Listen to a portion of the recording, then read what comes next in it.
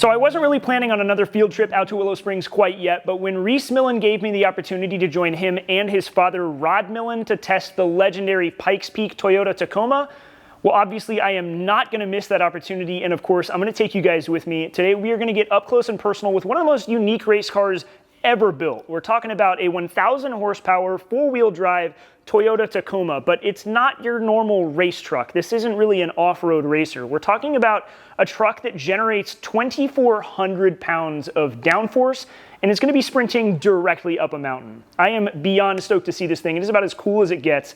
Let's go out there and check this thing out.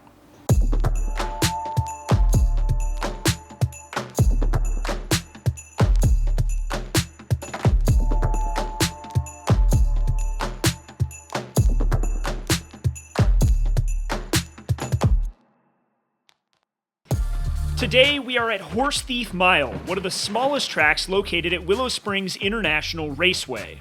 And in our presence is the 1998 and 1999 overall winner, the Pikes Peak Toyota Tacoma. Now, you might be wondering how any part of this could be considered a pickup truck, but we'll get there. For now, let's focus on what's important. The Tacoma was and still is driven by the legendary Rod Millen, who can claim 5 overall victories at the Pikes Peak Hill Climb. He's preparing the Tacoma for a return for the 100th running of the race. But before we see this thing on track, let's take a look at Rod's place in the history books. Rod Millen has a seasoned history in rally racing, and he began racing at Pikes Peak all the way back in the 1980s, well before the mountain ever saw its first patch of asphalt. In fact, Rod Millen still stands as the fastest man to ever summit the mountain on an all-dirt course. It was a run he completed in 1994 in an earlier version of the same Celica you see here. At least, it's a Celica by name, but underneath it's a tube chassis race car built specifically for racing up a mountain in the dirt. It was powered by an engine most commonly known as the 3S GT, 3S GTM, or the 503E. The engine earned a reputation in Dan Gurney's Toyota GTP program as well as under the hood of the Tom's Supra GT500. But if neither of those were enough, Rod Millen sealed its place in history with the Celica we have here. It was behind the wheel of this car that Rod Millen won the overall championship at Pikes Peak in 1994, 1996, and 1997, paving the way for a return in 1998 with the Toyota Tacoma.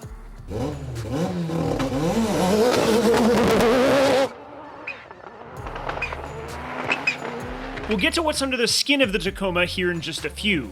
What's important for the history books is that this truck won in 1998 and again in 1999.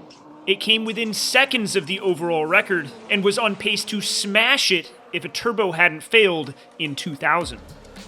But with 2 overall victories under its belt, it still stands as one of the best machines to ever climb the mountain, and it will make a triumphant return here in 2022.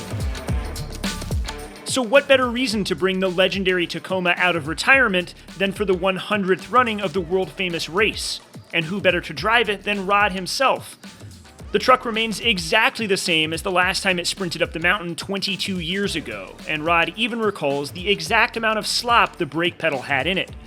Today offers a chance for Rod to become reacquainted with the machine, but rather than explain it on my end, I'll let him do the talking. All we're doing today is for me to get familiar with the truck again. We spent time on the dyno yesterday tuning because we're running a different fuel. We can't get the fuel that we used to run in it. So today was to getting me more familiar and remind me of what it's like to drive. It's, I mentioned a few things what it's like. Perhaps one of the biggest things sitting inside that little cockpit there, it's quite claustrophobic. So the few times I've jumped in and out of it today to go out on the track has helped me sort of get used to that feeling and a little more comfortable in that feeling because we know that in any race car driver's got to feel comfortable within their environment so that they can focus on what they need to do as opposed to being intimidated by the machine. So Rod took the truck out for hot laps, slowly working his way up and finding his comfort level with the Tacoma. I know what you guys are probably here for is an onboard lap at race pace, and while I can't give you 10 tenths, I can give you some glorious sounds as Rod Millen laps Horse Thief Mile.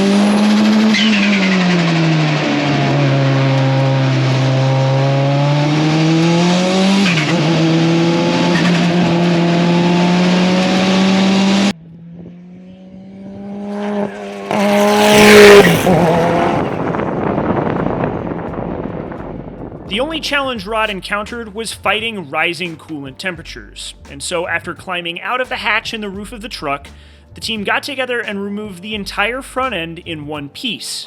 They were busy troubleshooting, but it offers us the opportunity to see underneath the skin of this absolutely mental race car. While the outside sort of looks like a Tacoma, underneath, this vehicle is a lot more like a Formula car than anything else. It's a tube chassis with a longitudinally mounted 4-cylinder sitting behind the driver.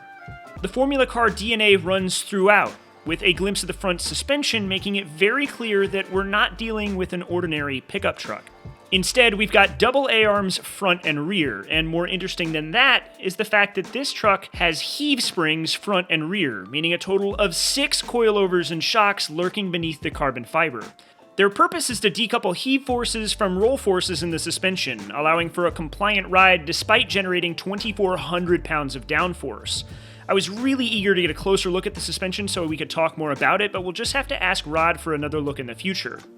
On the topic of downforce, you'll notice that the Venturi tunnels for the rear diffuser begin all the way at the driver's seat, and they terminate at the back of the truck in a massive diffuser paired with a huge rear wing element that provides downforce not only at the back of the truck, but in the middle as well. Front end aero is provided by a huge underwing element, and is aided by very crafty routing of the air through the front of the truck and out the sides. With the front end off of the truck and stood up on end, I was offered a very cool opportunity to see exactly what it looks like underneath. It was built in-house entirely from carbon fiber, and it channels air from the front grille down each side of the car and into the intercooler or into the turbo itself. So let's start on the driver's side. That big sheet metal box is the intake for the turbo. From there, charge air is routed through a massive air-to-air intercooler on the other side of the truck, and then into the engine itself. Unfortunately, the engine is buried within a mess of tubes, hoses, and wires, and then clad in carbon fiber, so it's hard to get a good look. But this 2.1-liter inline-4 is the exact same engine that powered one of the most dominant GTP cars in IMSA history. The truck's four-wheel drive system was almost entirely obscured by the rear bodywork and what limited carbon Kevlar was bolted to the front. Perhaps someday we'll get a better look underneath the skin of this thing, but for now, let's take the incredible opportunity to hear more about this truck from the man himself. The truck is certainly still very powerful and accelerates fast, so it's taking me a little bit to get used to it. Not that I'm ever going to run it at the speeds I used to. And of course now with the road being paved, it's different. So we're still running the dirt setup but on slick tires. But you know, fun for me to get back in the truck and sort of just learn its unique characteristics. You know, it's a fast accelerating truck and it goes around the corners good as well. Of course, four-wheel drive, which perhaps is not necessary on a paved course like this. But you know, that's what it was built for in its day. After a bit of tweaking, Reese and the team got the truck back in perfect running order, and everyone's feeling more confident than ever about their trip to the mountain. Reese is currently running the fastest times for 2022 in the 911 built by Emotion Engineering in our last episode from Willow Springs. Of course, that means spirits are at an all-time high, and I've got my fingers crossed for a huge victory. And it should go without saying, Rod Millen is excited too. Alright guys, that is a wrap for the day. I am back at the shop, still taking it all in. What a cool experience it is to get to go out there. So thank you to Reese for the invitation. Thank you to everybody for their time and accommodation so I can get shots and make something cool like this. And of course, I hope that you guys enjoyed this episode. It's a short but sweet one that I was really excited to go out and make. So if you enjoyed it, make sure you leave a like, leave me some feedback, let me know if you want more stuff like this outside the shop, checking out other cars. This is the kind of stuff that I enjoy showing you guys, documenting, learning, so on and so forth. It's fun to get out of the shop and see other things on occasion. Anyways, that's all I've got for you guys today. Thank you as always for the support. Subscribe if you haven't, and I'll catch you guys next week.